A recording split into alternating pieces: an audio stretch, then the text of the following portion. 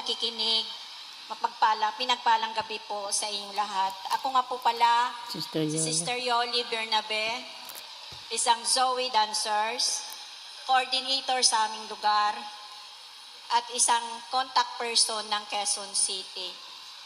Ako nga po pala, ang sister and wife ni Brother Julito, Quezon City Preachers. 10 taong mahigit, ako po ay nabiyuda at 6 na taon po ako ngayong nakasal kay brother husband at nagsasama po bilang mag-asawa. Akin pong nasumpungan ng gawaing ito 1992 sa reclamation area at akin pong nakita sa telebisyon si Brother Mike at nagmiti po akong makarating sa reclamation area upang makita ko po yung aking napanood sa television. At sa aking pagmimiti, ako po ay nakarating sa reclamation area at aking nakita ang mga taong napakarami at ako din po ay nabibless sa gabing iyon. Humuwi po akong masaya kahit sa kabila na umulan, maputik ang daan, hindi ko na alam ang aking mga inaapakan.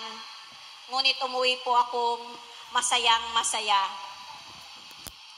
Hanggang nilipat po ang gawain sa Luneta, nakasama ko po ang aking buong pamilya dahil may munti po akong hanap buhay na sari-sari noon.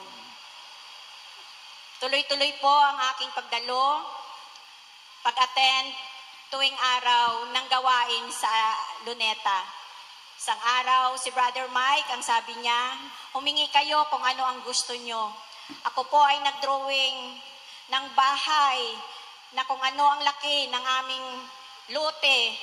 Yun po ang aking dinrawing up and down. May tindahan na malaki sa baba. At iyon po ay nangyari at hanggang ngayon kami po ay nakatira. Ang aking hanap buhay, lumago ng lumago hanggang po dumating po na hindi na po ako uma-attend ng gawain. Hindi ko na rin po alam kung saan na po ang gawain. Nabisi na po ako sa kakahanap buhay dahil lumago ang aking negosyo. Hindi na po ako nagsasara tulad ng dati.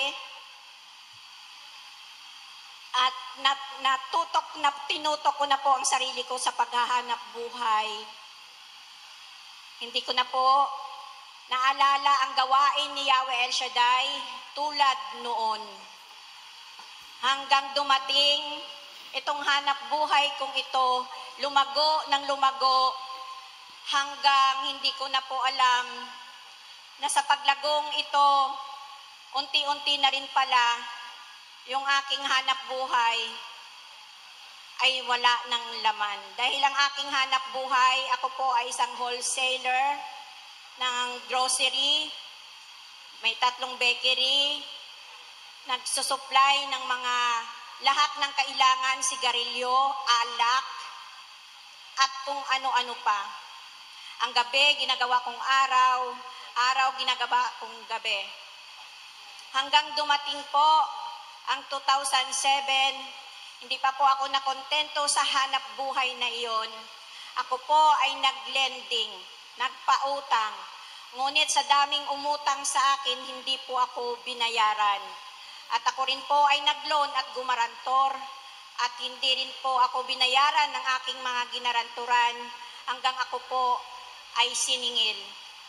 Dumating ang 2008 ang matindi kong pagsubok na nawala po ang aking hanap buhay.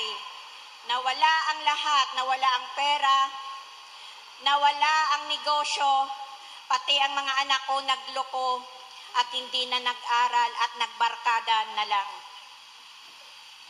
Hanggang dumating po, nalitong-lito na po ako at doon ko po naalala si Yahweh El Shaddai. Nasaan na kaya ang gawain ni Yahweh El Shaddai?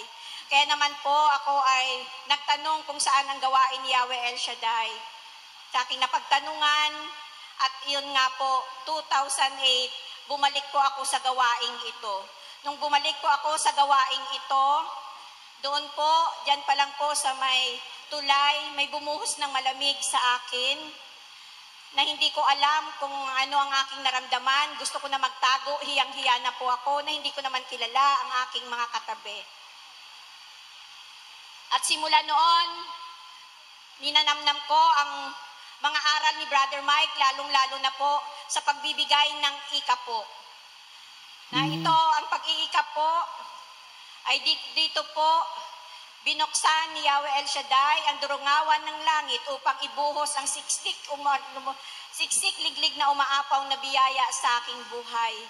Ang tangi ko lang pagbalik dito ay makabayad ng utang at maging maayos ang buhay ng aking mga anak. Ngunit itong aking ikapo hanggang ngayon, akin pong isinasabuhay. Amen. Simula po akong bumalik dito sa gawaing pagbabalik ito. loob. Kaya po, binalik ni Yahweh El Shaddai ang siksik-liglig umaapaw na biyaya Amen, sa aking amen. buhay. Binigyan po ako ng 26 na paupahan, komersyal at residensyal, kondo sa Tower 3, at 3 sasakyan na panghanap buhay. Praise the Lord. Nakapag-ikot pa ako sa iba't ibang bansa.